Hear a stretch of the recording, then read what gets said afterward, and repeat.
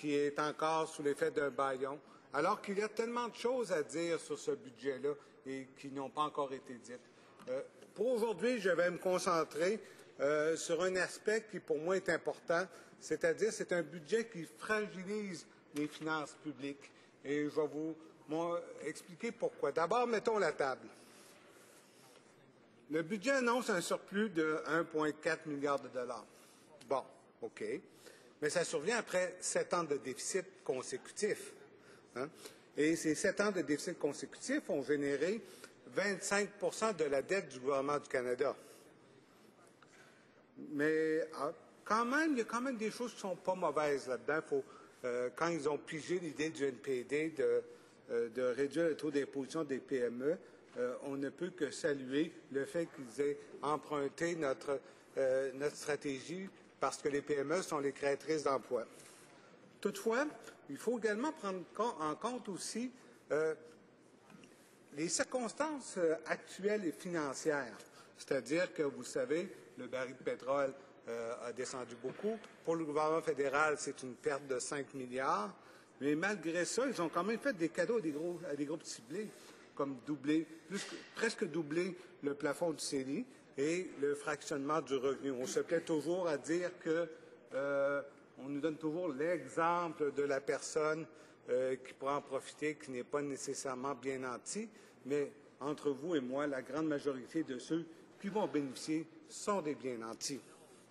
Alors, la conséquence du CELI et du fractionnement du revenu, qu'est-ce que c'est? C'est qu'au moment où les finances publiques sont loin d'être saines, le gouvernement se prive de revenus de plusieurs milliards qui auraient pu l'aider à justement assainir les finances publiques. Mais la question qu'on peut se poser, c'est est-ce que assainir les finances publiques, c'est un objectif de ce gouvernement-là? Pas sûr. Maintenant, regardons comment ils sont arrivés à leur surplus. Il faut quand même rappeler des choses.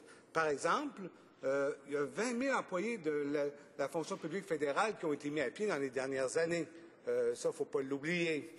Hein? Et la conséquence de ça, évidemment, c'est une diminution de la qualité des services. Le fonds de prévoyance qui a été coupé de 3 à 1 milliard, l'appropriation des surplus de l'assurance emploi, la vente des actions de GM, où est-ce que le gouvernement, dans cette vente-là, a perdu quand même 600 millions, mais évidemment, dans un budget, on ne compte pas ça. Et aussi, ils veulent faire une économie de 900 millions sur le régime de congé de maladie de ses fonctionnaires. Donc, moi, je considère que le surplus actuel est très fragile. Et pourquoi qu'il est fragile, Monsieur le Président? C'est parce que dans ce que je viens d'énumérer là, il y en a pour 7 milliards de revenus non récurrents pour atteindre un surplus de 1,4. On est dans les problèmes. En fait, Monsieur le Président, l'objectif du gouvernement conservateur est assez évident.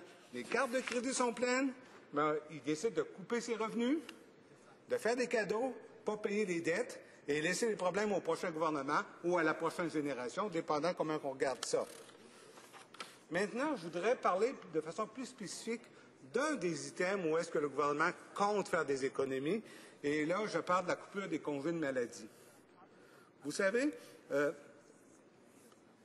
gagner un salaire, être rémunéré, la rémunération, ce n'est pas juste le chèque de paye. C'est sûr qu'il y a le salaire, mais il y a d'autres choses aussi.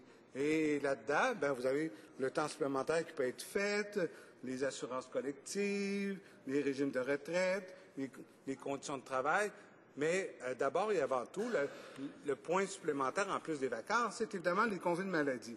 Donc, quand on parle de rémunération des employés, on ne parle pas juste du salaire. Ça, c'est important à retenir. Le gouvernement a un discours, puis j'écoutais le secrétaire parlementaire tantôt, un discours qui a un a priori que j'aime pas. C'est-à-dire que les congés non utilisés présentement seraient des congés qui seraient utilisés pour d'autres choses que des maladies. Bien, voyons donc. Pensons-y un petit peu. Je ne vous le souhaite pas. Je ne me le souhaite pas. Je ne le souhaite pas à personne dans cette Chambre. Je ne le souhaite pas à personne qui nous écoute. Mais un accident, ça peut arriver. Une hospitalisation, ça peut arriver. N'importe quelle circonstance de la vie qui fait qu'on est inapte temporairement au travail peut arriver et ça peut durer plus que 3, 4 ou 5 jours. Ça peut arriver. Ça fait partie de la vie, ça. Et c'est un a priori très déplorable de la part du gouvernement de s'imaginer que les réserves de banque de maladie vont nécessairement servir à d'autres fins que pour lesquelles elles ont été créées. Donc, à mon avis, il y a déjà un problème là. Vous savez, dans le quotidien des ministères, quand une personne tombe malade, une grippe, n'importe quoi, à court terme, on ne remplace pas les gens qui sont malades quelques jours. Donc, il n'y a pas de coût supplémentaire pour le gouvernement à ce moment-là. Une chose qui également n'est pas dans le budget et qu'on ne voit pas, c'est que le coût du nouveau régime que propose le gouvernement, lui, il n'est pas comptabilisé encore. Mais il y a un coût associé à ça. Combien sera-t-il? On ne le sait pas. De combien ça va diminuer ces 900 millions-là? On ne le sait pas. Alors, Monsieur le Président, dire que c'est 900 millions, moi, je trouve que le ministre, il va un peu fort, là. Puis, il y a des a priori qui sont un peu négatifs. J'aurais préféré, moi, qu'il y ait une négociation de bonne foi entre les employés de l'administration publique et ce gouvernement pour établir ce qui est juste de part et d'autre. Et là, quand on parle de ce 900 millions-là, encore une fois, c'est une autre mesure qui est ponctuelle, juste là. C'est-à-dire que ça ne sera pas récurrent, ça non plus. Ça s'ajoute aux mesures non récurrentes. Supposons qu'il le fait, même si je ne le souhaite pas, parce que pour moi, c'est un bris de contrat de vouloir reprendre ce qu'on a déjà donné dans le cadre d'une convention collective. Mais là, on va où avec ça? Où est-ce qu'on va avec ça, Monsieur le Président? Comment vous pensez que les employés de l'administration publique, qui en passant sont eux autres aussi des contribuables, on l'oublie trop souvent, là, on a l'impression que les employés de la fonction publique, ils vivent sur une planète à part, qui ne payent pas d'impôts. Ils en payent de l'impôt comme tout le monde. Ce sont des contribuables comme les autres, mais en plus, ils donnent un service aux citoyens. C'est grâce à eux que les politiques deviennent des programmes et ensuite deviennent des services à la population. Il ne faudrait jamais l'oublier, puis il faudrait traiter ces gens-là avec le respect qu'ils méritent. Mais là, en faisant une autre coupure, parce que là, dans ce cas-ci, là, on s'attaque directement à la rémunération des employés. Alors, qu'est-ce qu'on fait, là? C'est qu'on augmente le découragement dans l'administration publique. Est-ce qu'on a vraiment besoin de ça? C'est évidemment une diminution de conditions de travail, mais ça, de ce côté-là de la Chambre, ça ne les dérange pas trop. On démoralise les effectifs. Hein? Et ce qui va arriver, c'est que nécessairement, il y a des gens qui vont partir parce que tout d'un coup, les conditions de travail globales, ce que j'appelle la rémunération globale, deviennent non compétitives par rapport à d'autres secteurs d'activité. Alors, qu'est-ce qui arrive?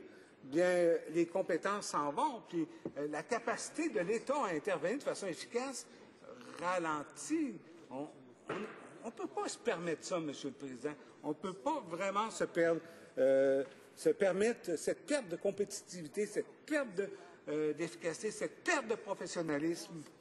En fait, Monsieur le Président, ce que je suis en train de vous dire, dans le fond, c'est que la récupération, ça risque d'être une récupération seulement sur papier. Alors, Monsieur le Président, ce surplus est vraiment fragile. On a utilisé plusieurs artifices pour y arriver. Un de ceux-là a des effets à long terme, c'est-à-dire sur les employés de la fonction publique fédérale. On le tape dessus parce que c'est électoralement rentable et je trouve ça navrant. Et je ne crois pas, Monsieur le Président, en partant de cette hypothèse-là, que le surplus annoncé par le ministre des Finances va se réaliser à 1,4 milliard. Merci. Questions and comments? Questions et commentaires. The honorable député de Lac-Saint-Louis. Bien sûr. suivre avec beaucoup d'intérêt le discours de mon collègue. J'aimerais lui poser une question qui n'a pas traité quand même, à moins que je me trompe, à l'intérieur de son discours. Il s'agit de la mesure qui a été insérée dans le budget, dans le projet de loi sur le budget, sur la mise en œuvre du budget. Cette mesure qui, en fait, est rétroactive et qui excuserait la GRC d'avoir enfreint la loi sur l'accès à l'information, comme j'ai mentionné, de façon rétroactive. Alors, qu'est-ce qu'il en pense de ce genre d'approche rétroactive pour excuser ceux qui ont apparemment enfreint la loi?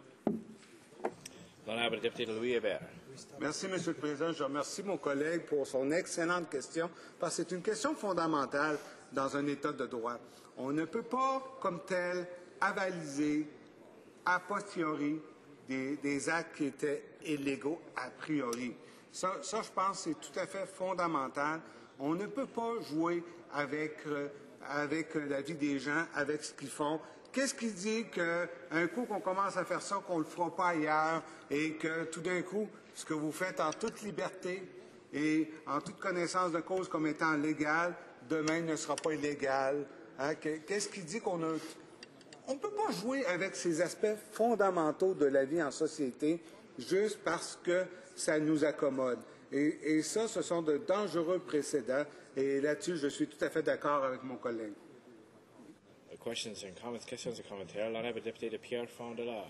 Merci, Monsieur le Président. Merci à mon collègue pour son discours. Mon collègue qui a une longue histoire derrière lui de défense des travailleurs et qu'il continue sa bataille ici dans ce Parlement. J'aimerais parler de l'aspect omnibus du projet de loi parce qu'il a touché quelques aspects très pointus de ce projet de loi et c'est tout à son honneur parce qu'il a développé une expertise dans ces domaines-là. Mais ce projet de loi-là est extrêmement vaste et va imposer certaines mesures qui, normalement, ne devraient pas être dans le budget. Comme porte-parole de la citoyenneté et de l'immigration, je peux vous confirmer qu'il y a des éléments dans ce projet de loi-là qui touchent la citoyenneté et l'immigration, des mesures qui devraient être étudiées beaucoup plus en profondeur à l'extérieur d'un contexte d'un projet de loi omnibus, mais qu'on n'aura pas le temps, malheureusement, de faire de la sorte à cause de ce contexte. Peut-être que mon collègue pourrait nous faire part de ses commentaires face à la façon dont ce type de mesures sont apportées en cette Chambre. L'honorable député de Louis Hébert. Je remercie ma collègue pour son excellente question qui revient. Projet de loi Mammouth après projet de loi Mammouth, Monsieur le Président. Une des grandes fonctions que nous avons dans cette Chambre, c'est justement de légiférer. De légiférer, ça veut dire être capable d'évaluer avec sagesse les différents aspects des lois qu'on veut implanter. Et malheureusement, quand on crée des projets de loi qui sont, il faut le dire, des fourre-tout, lorsqu'on règle tous les problèmes en même temps, ou on essaie d'en passer des petites vites, hein? Des fois, ça prend 1 an, 2 ans, avant qu'on découvre que, oups, il y avait à la page 358 du projet de loi un petit quelque chose à cause du temps qu'on n'avait pas, qu'on n'a pas eu le temps de regarder comme il faut. Et elle a absolument raison de dire que ce qui touche la vie en société mérite d'être étudié soigneusement. Et ça, dans le contexte où est-ce que non seulement on a un projet de loi Mammouth, non, mais on nous impose en plus une limite à chaque fois, en passant. À chaque fois, on nous impose une limite pour le discuter. Alors, qu'est-ce que ça fait? Ça brime simplement notre capacité à légiférer avec sagesse. Merci, M. le Président.